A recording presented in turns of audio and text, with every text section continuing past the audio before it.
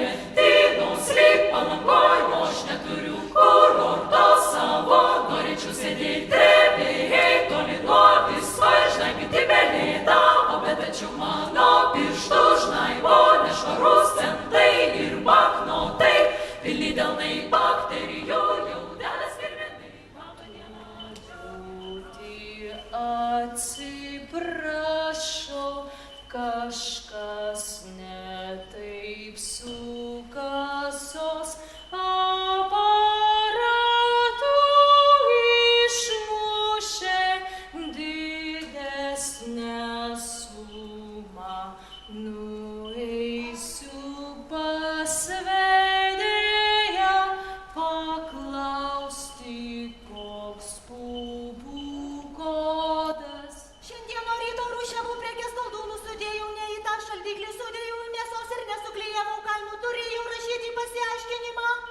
Kažkokia moteris pirko miltų ir cukraus, viską sudėjau į maišelį, nes birius produktus mums liepta dėti į maišelį, nes birius produktus mums liepta dėti į maišelį.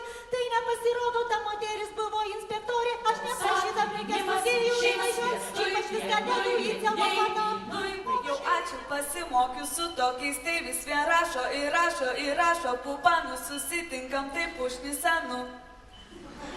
Dar šiandien toks dėdas rusas mane pavadino krasavica korolevanu. Labai jau koroleva po vakarėlio, akis raudonas, tai podėl manęs čia eina apsipirkti. Turiu atsidėjusi 1000 litų, bandysiu ieškoti pigių skrydžių ir bėgti iš čia, kur tik nesiunčiau CV. Rašiau į meno aidą, publikavau diplominio,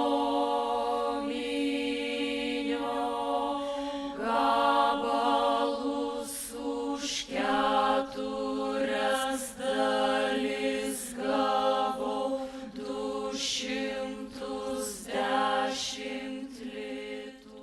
Sveikata, brangiausias mūsų turtas, stengiuosi keltis anksti ir gulti nevėlai. Kačių glostymas labai ramina ir mažina stresą, ir mažina stresą, ir mažina. Arti mano namo.